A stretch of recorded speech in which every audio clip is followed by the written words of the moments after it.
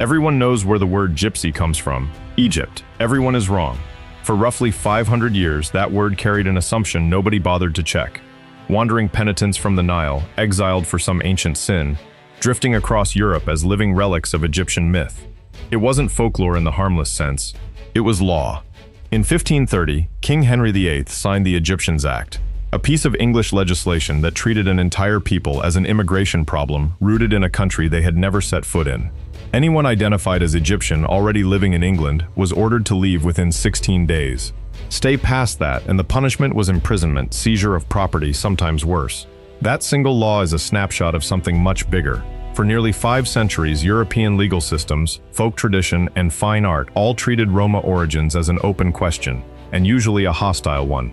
Painters romanticized it. Governments criminalized it. Nobody actually traced it. Then the tools changed. Over the last 25 years, 3 separate kinds of DNA evidence, the Y chromosome passed father to son, mitochondrial DNA passed mother to child, and now full genome sequencing, have done what 500 years of guesswork couldn't. They closed the question, permanently. The real point of origin isn't the Nile Delta. It sits more than 4,000 kilometers to the east in northwest India, not a myth, not a folk memory, a specific, mapped, genetically dated location. And the case for it isn't the work of one lab with a headline-chasing press release. It runs through 5 separate research groups working across 3 decades, from labs in Bulgaria to Hyderabad to Barcelona, each arriving at the same geographic answer independently. So if the Roma were never Egyptian, who were they, and why did an entire continent get it wrong for half a millennium? Stick around, because untangling that is genuinely one of the more satisfying detective stories in population genetics. Hit subscribe if you want the rest of the trail. The myth had a very specific origin point of its own, and it starts, oddly enough, with a Byzantine heresy. The Egypt myth wasn't random. It was a mistranslation that calcified into 5 centuries of law and art. The real root traces back to the Athinganoi, a Byzantine heretical sect with a reputation for magic and fortune-telling. Somewhere in the confusion of medieval record-keeping, that name got attached to the newly arrived Romani communities, twisting into Atsingani, then into regional variants like Tsigani. From there, it was a short, careless step to a folk etymology that landed on Egyptian, a guess dressed up as an explanation. The earliest paper trail actually contradicts the myth outright. A Greek legal document from 1378, the first written European record of the Roma, confirms specific rights granted to the Atsingani. That's more than 100 years before the Egyptian legend takes full hold in European consciousness. The real name came first. The myth came later, and overwrote it. By the 1400s, the Egyptian identity had become so socially useful that some Roma communities began claiming it themselves, presenting as pilgrims from Egypt to secure safe passage, tax exemptions, or protected status from local rulers. A misunderstanding turned into a survival strategy. European culture then built on top of that foundation for centuries. Cervantes wrote it into fiction. 19th century painters rendered it in oil. All exotic robes and desert imagery lifted from a country that had nothing to do with the actual migration. The image calcified into something that felt like established fact, simply because it had been repeated for so long. It survived because nothing existed to contradict it directly. There were no archaeological digs to consult, no physical ruins, only scattered and inconsistent historical documentation, a vacuum that any confirmed, long before any lab could sequence a single strand of DNA. The first real crack in the Egypt myth came from a philologist sitting with grammar books.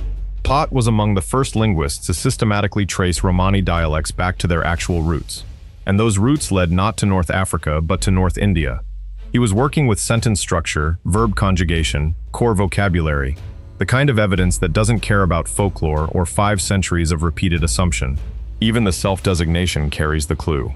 Roma, the words the Roma use for themselves, are believed to descend from Dom or Domba, a term tied to specific itinerant, occupationally defined communities in India.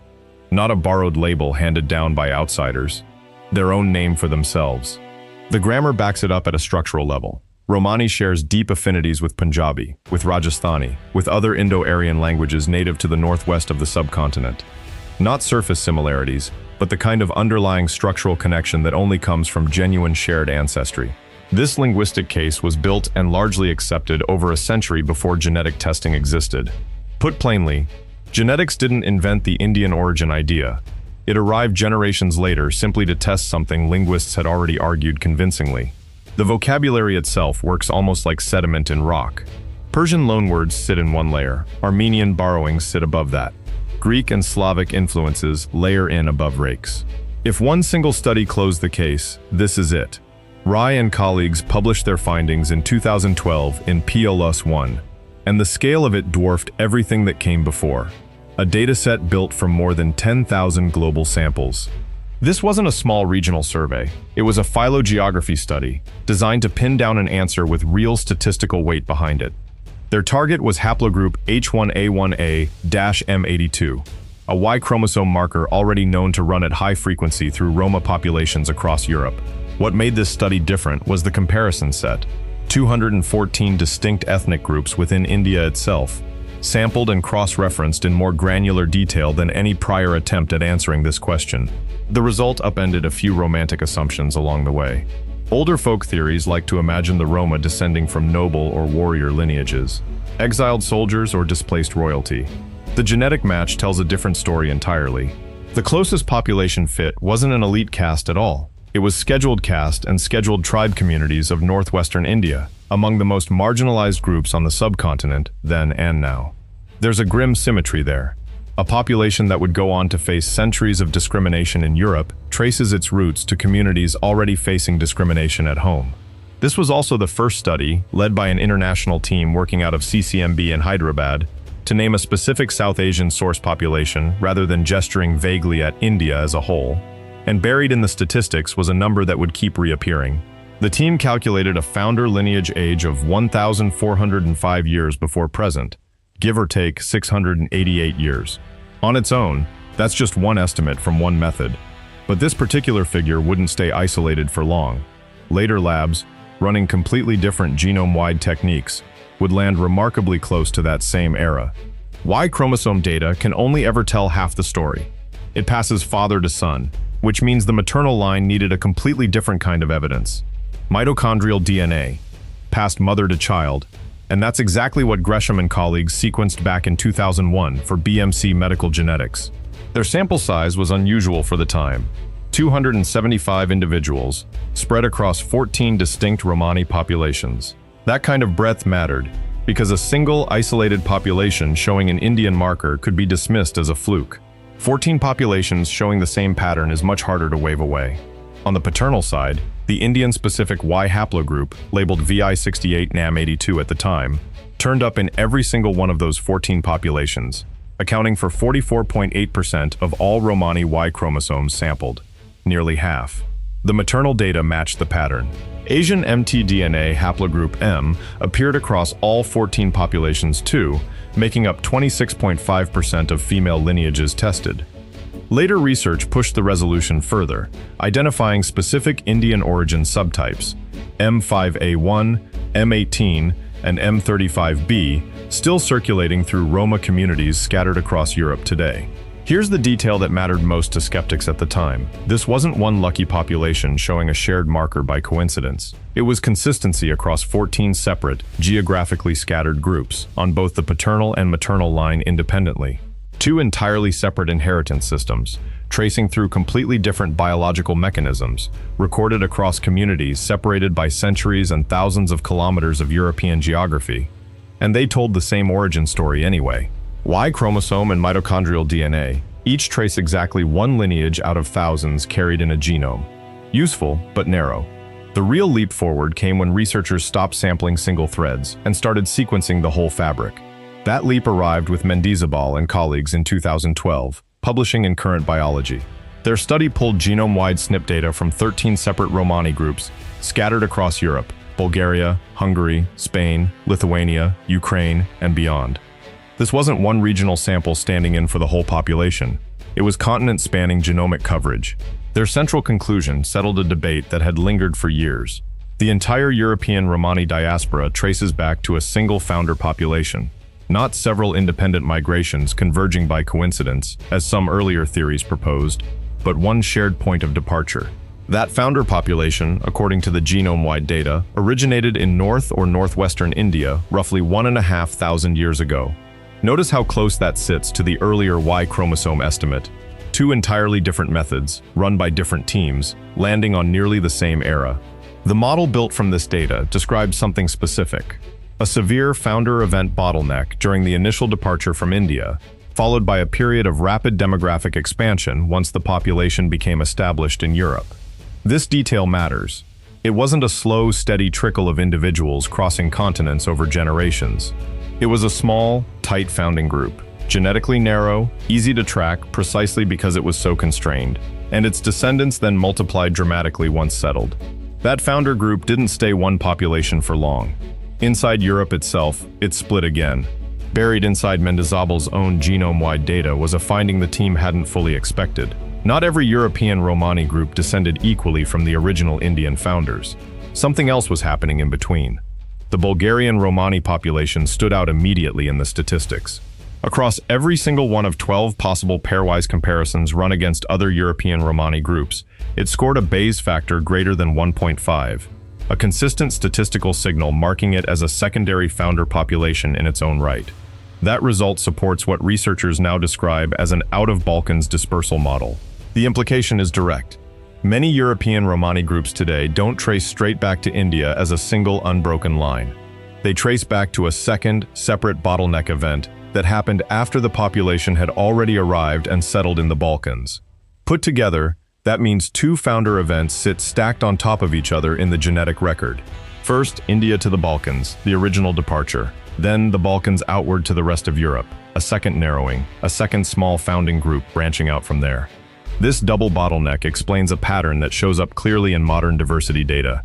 Genetic uniformity among Roma groups doesn't fade evenly with distance from India. It tracks distance from the Balkans specifically.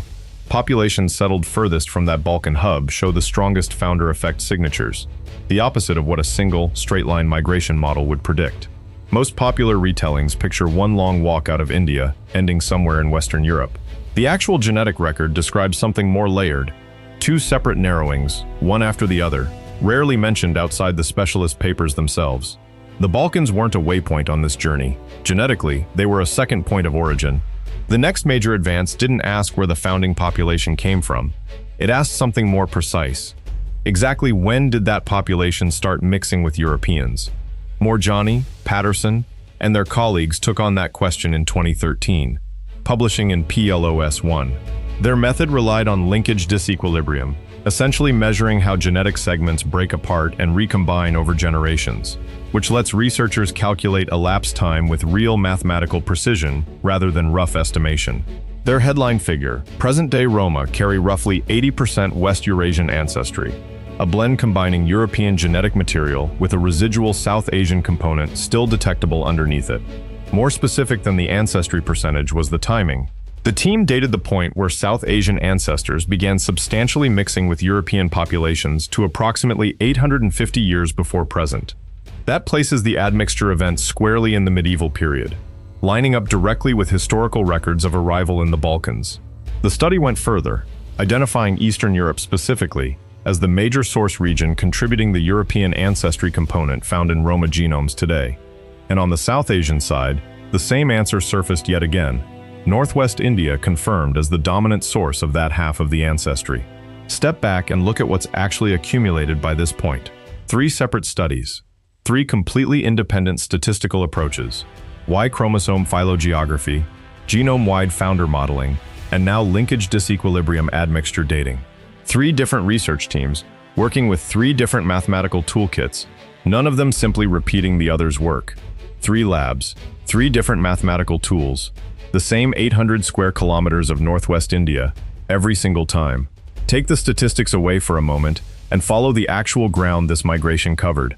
Historical linguists and geneticists, working together, reconstruct the physical corridor in real detail. The journey out of India is believed to have begun through the Shandor or Barokil mountain pass, leading into what is now Xinjiang in northwestern China.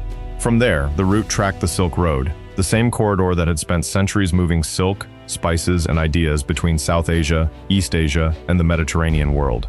This wasn't an obscure trail. It was one of the most established trade networks on the planet at the time.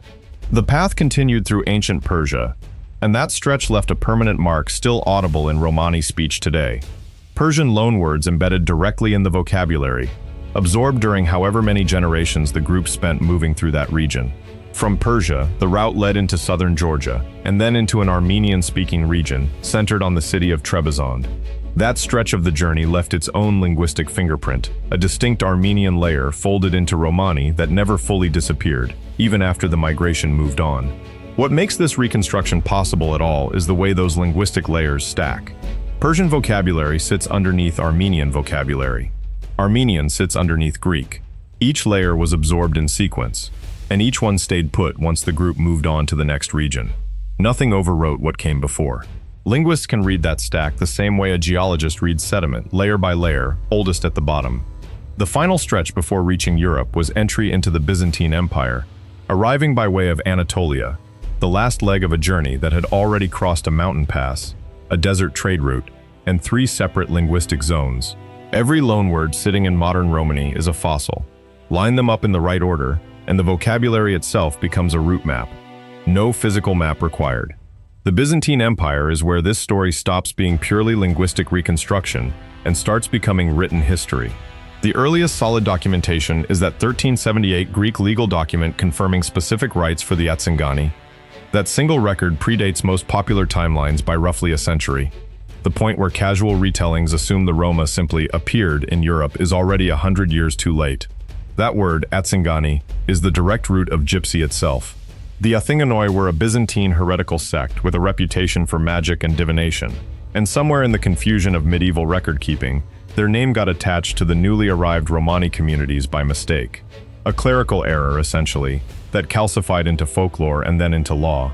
Byzantine chroniclers in the 11th century recorded the movement directly, describing Romani groups migrating from Armenia into Greece during a period of regional conflict. From there, communities established themselves across Byzantine Greece and into Venetian-controlled territories, building a real, documented presence rather than a passing rumor. The early accounts from this period describe something far removed from later stereotypes. These weren't wandering entertainers or fortune-tellers drifting from town to town. Balkan records describe skilled laborers, blacksmiths, cobblers, veterinary specialists, farm workers, practical trades embedded into local economies. Under both Ottoman and Venetian administration during this stage, Roma communities were treated as different from the surrounding population, but not yet as exceptional or specifically targeted. Different status, not yet hostile status. The persecution that would go on to define centuries of Roma history in Europe hadn't started yet. That came the moment they crossed one specific border. From Constantinople, the migration continued moving up through the Balkans, and by at least the 14th century, it had reached the Romanian principalities of Wallachia and Moldavia. Not everyone kept moving at the same pace, though. Some groups stopped there, settling into the Balkans below Romania and building lasting communities. Others pushed further, splitting off to travel east and west through Romanian territory, fanning outward rather than continuing as a single unit. The pace after that point was remarkable. By the end of the 15th century, Roma communities were already documented as far west as the British Isles and Spain, and as far east as Poland and Lithuania. Put the full journey together, leaving India, crossing mountain passes, tracking the Silk Road, moving through Persia, Armenia, and Byzantium, then spreading across nearly the entire European continent. And the whole span covers roughly 400 to 500 years. Thousands of kilometers, several empires, multiple language families, all within that window. Not every group followed the Balkan route either. A separate stream took an entirely different path, through Persia and North Africa, entering Europe by crossing into Spain via the Strait of Gibraltar. That southern current eventually met the Balkan current again, convergence. The same region that welcomed the earliest Roma settlements is also the region that took away their freedom the longest. In Wallachia and Moldavia, the very principalities Roma reached by the 14th century, documented enslavement began around 1385. This wasn't informal servitude drifting at the edges of society. It was codified legal bondage, written into law and enforced by institutions, and it lasted for nearly 500 years. Ownership was distributed across 3 separate structures. The state held Roma slaves directly, monasteries held them, private boyars, the landed nobility, held them too. Families were routinely separated and sold as property across all 3 categories, with no legal standing to prevent it. Abolition didn't arrive until 1856. Put that number beside the far more widely taught slave systems of the Americas, and Roma slavery in these Romanian territories actually outlasted several of them, a history that receives a fraction of the attention. Western European folklore, running in parallel during these same centuries, kept building its exotic, romanticized image of wandering entertainers and fortune-tellers. That image never made room for what while Wallachia and Moldavia were moving towards centuries of codified bondage, other Roma groups were still simply moving, spreading into Germany, France, Italy, Spain, and Portugal by the 1400s. The pace only accelerated from there. By the 1500s, Roma communities were recorded in Russia, Denmark, Scotland, and Sweden, meaning the entire geographic span of the European continent had been reached within roughly 2 centuries. Some evidence suggests the timeline runs even earlier than that. DNA recovered from bones in Norwich, England, points to the possibility that certain groups arrived as early as the mid-11th century, hundreds of years ahead of the commonly cited 14th century Balkan arrival dates. Reception varied enormously depending on where a group landed. In some territories, Roma were initially welcomed as skilled laborers or treated with the protections given to pilgrims. In others, exclusion and formal legal bans followed almost immediately, with little transition between the two. This spreading out period is also when the major cultural and linguistic divisions still recognized today began taking shape. The confederations that would eventually be known as Calderash, Sinti, Romanical, and others, each crystallizing around a specific region and a specific set of trades. The genetic record confirms this pattern directly. Data from Mendizabal's 2012 study and the research that followed shows populist one name shows up more often in this story than almost any other: Calderash. The word itself simply means coppersmiths, and the confederation that carries it emerged out of the Balkans before spreading into Central Europe and, much later, North America. By most ethnographic accounts, Calderash communities represent the single most numerous of the major Romani confederations worldwide. Further west, a different branch took shape entirely. Across the Iberian Peninsula, North Africa, and southern France, the Gitanos, also known as Calais, developed as their own distinct group, historically associated with entertainment and the performing arts, in a way the Calderash, rooted in metalwork, never were. The Iberian branch carries some of the most striking genetic evidence in the entire body of research. A 2022 study in Scientific Reports sequenced 144 novel whole mitochondrial genomes from Iberian Roma and found that over 60% of their mtDNA pool consists of founder lineages either originating in South Asia directly or picked up during the Middle Eastern and European legs of the journey. Compare that to the surrounding population. Non-Roma Iberians carry only about 0.7% of similarly deep founder lineages. That's not a small gap. It's more than an 80-fold difference in founder signature density between the two groups living in the same region. There's one more layer to this finding that matters. The estimated time to the most recent common ancestor for these Iberian Roma founder lineages actually predates the historical documentary record of Roma arrival in Spain. The genetics runs deeper into the past than the paperwork does. Spain's written history says the Roma arrived in the 1400s. Spain's mitochondrial DNA says the founding event happened earlier than that. Move north, and a different branch entirely takes shape.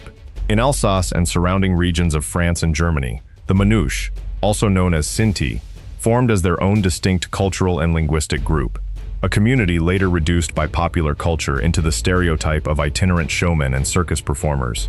Britain tells its own version of this story. The Romanical trace their earliest recorded arrival to 1512. The welcome didn't last long. Just 18 years later, in 1530, King Henry V signed the Egyptians Act, legally banning Egyptians, meaning Roma, from entering England altogether. Anyone already present was ordered to leave within 16 days, with imprisonment and property confiscation waiting for anyone who didn't comply. Further branches split off with their own dialects and their own names. The Finnish Kale and the Welsh Kale both derive their endonym from the Romani word for black, each developing independently, while still carrying that shared linguistic root back to the original population. The migration eventually crossed the Atlantic entirely. Roma settlement in the Americas began during colonial times, with small groups establishing themselves in Virginia and in French Louisiana. Larger waves followed centuries later, Romanical arriving from Britain in the 1860s, then the largest single wave of all in the early 1900s, made up mostly of Vlachs Calderash. Those two American communities kept themselves largely separate from one another, carrying distinct identities even on a new continent. By the early 20th century, a single founder population that left India roughly 1,500 years earlier had split into confederations spanning 6 continents, each one carrying its own private slice of that original genome. Genetic isolation across all those centuries did more than just preserve ancestry markers passively.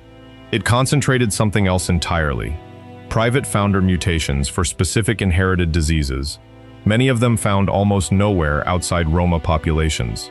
The landmark study here comes from Kalejeva and Gresham, published in 2004 in the American Journal of Human Genetics. Their research examined 5 separate disease loci across a control group, ranging from 832 to 1,363 unrelated individuals, spanning 14 distinct Gypsy populations, plus 501 members of families directly affected by these conditions. One finding stands above the rest in historical significance.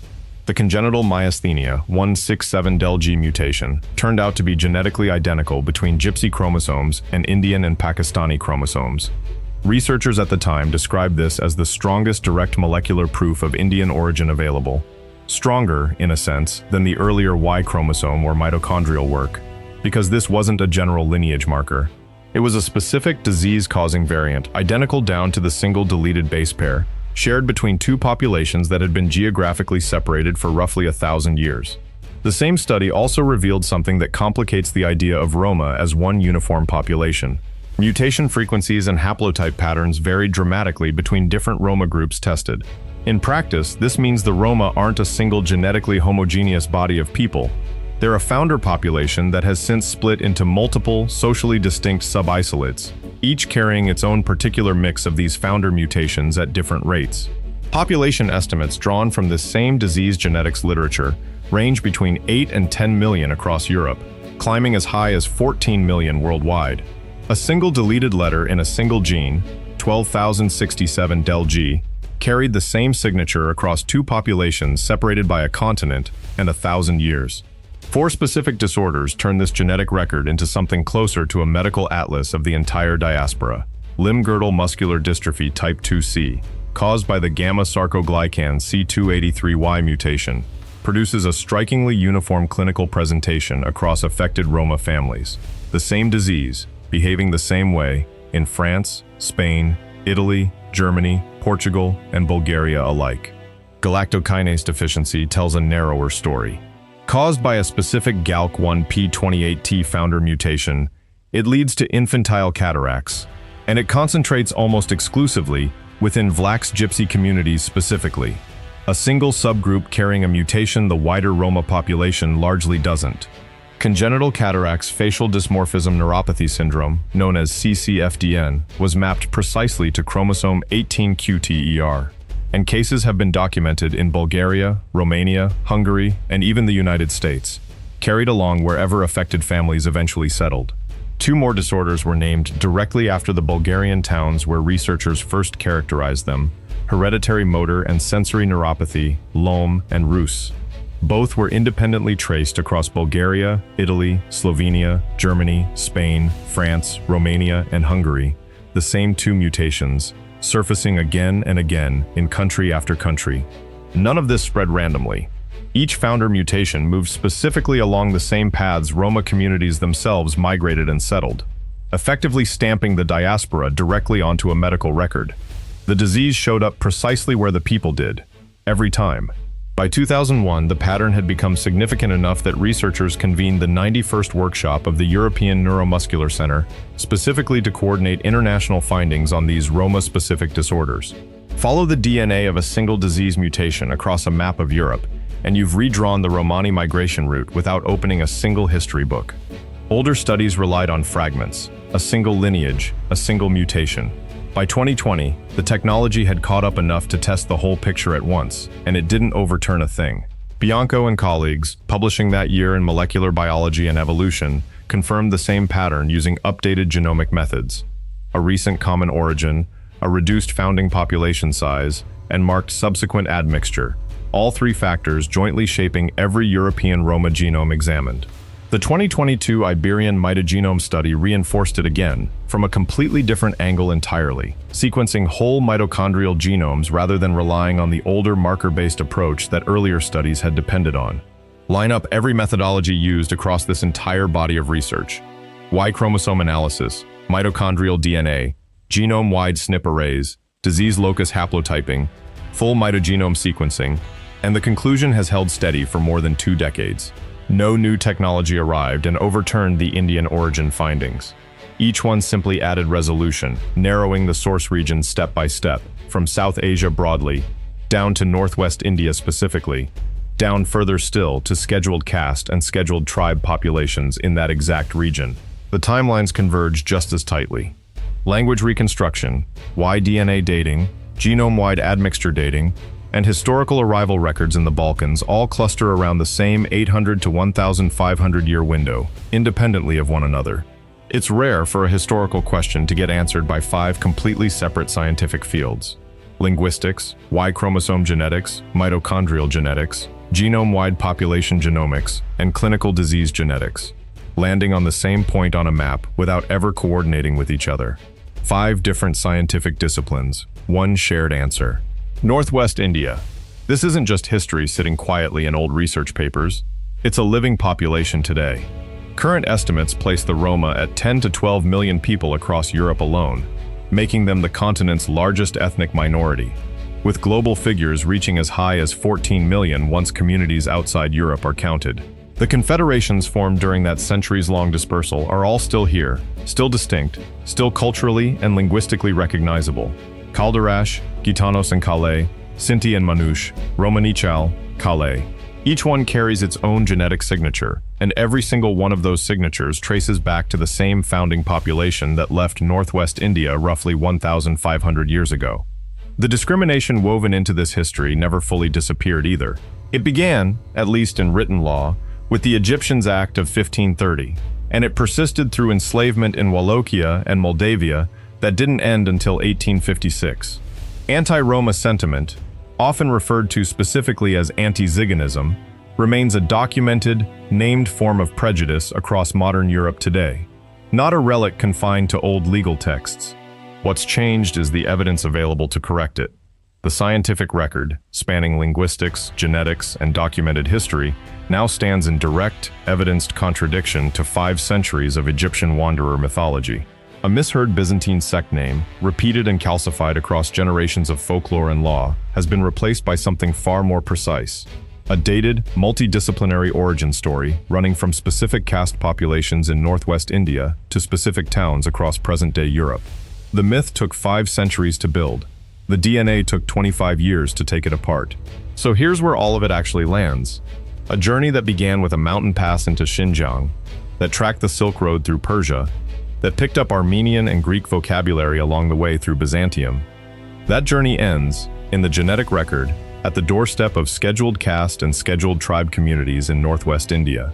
Not a legend, a location. The word Gypsy itself was born from a mistaken identity, a Byzantine heretical sect whose name got misapplied to newcomers by accident, and that error outlived the truth it obscured by roughly 500 years. Every piece of evidence gathered along the way points back to the same single moment: the founder mutations shared between Gypsy and Indian chromosomes, the Y chromosome haplogroup traced across 10,000 samples, the mitochondrial lineages recovered from Iberian bones, the Persian, Armenian, and Greek loanwords layered into Romani grammar like sediment. None of these findings depend on each other, and all of them point to the same 1,500-year-old departure. The population carrying this history forward today, somewhere between 10 and 14 million people, spread across every inhabited continent, isn't a symbol from an old painting or a stereotype passed down through folklore. It's the living continuation of that single founding group, still identifiable in the DNA of Calderash families in Romania, Gitano families in Spain, Sinti families in Germany. 5 centuries of documentation and folklore couldn't settle where the Roma came from. 5 converging scientific disciplines settled it within 25 years. If one of Europe's oldest myths about an entire people could survive 500 years completely unchallenged, what other settled piece of history out there is still just waiting on its own DNA test?